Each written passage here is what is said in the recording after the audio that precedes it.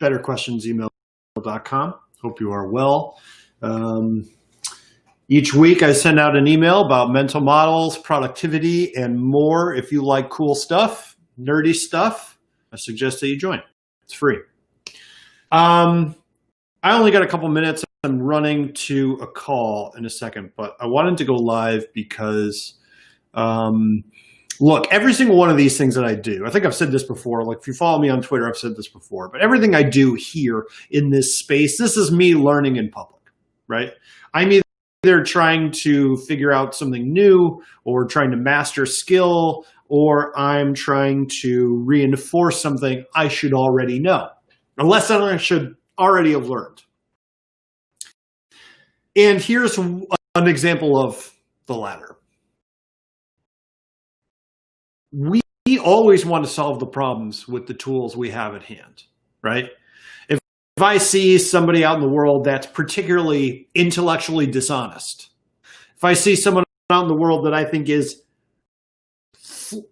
just to a flabbergasting level, just completely wrong or cruel or unempathetic or whatever it is, the feeling is to fix the problem with the tools that I have at hand, which is to go out and tweet at them, or it's to write something, or it's to think about it, or to mull it over. But the truth of that kind of matter is that not all problems need to be solved, right? You can't solve every problem. You can't fix every person. You can't right every wrong. There are high leverage and low leverage situations that we can put ourselves in. And I have a finite amount of time. I have a finite amount of time today. I've got a finite amount of time this week. I've got a finite amount of time left. The time I have in which to work is limited. The constraint in this situation, the bottleneck, is our mortality. And with the time that we are allotted, however long that happens to be, we can choose to spend our time on high or low leverage activities, high or low effectiveness activities. We could spend our time on activities that are impactful or not.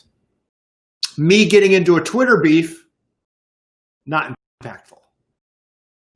Me sitting down and writing something that can maybe convince someone with an open mind to come closer to my position, or to do good in the world, or to take a certain ethical outlook, that is high leverage.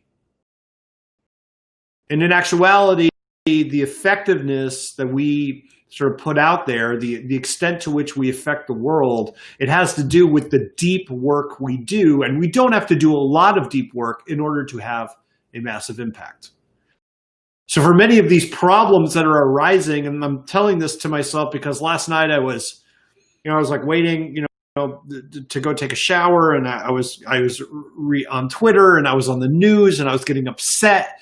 And there are all these people that say like, well, don't read the news and blah, blah, blah. No, I think you should read the news. You should be aware that this is a responsibility we have in a democracy. I believe in that, but you don't have to engage. And if it's destructive to your mental state and it's preventing you from doing that deep work, the best way to solve that problem is to just avoid it. So just remove the problem altogether and say like, I don't have to fix the problem. It's not my problem. Something to think about. Something to remind myself of. At any given time, there's high leverage and low leverage things I could be doing. They take roughly the same amount of time. So spend that time wisely.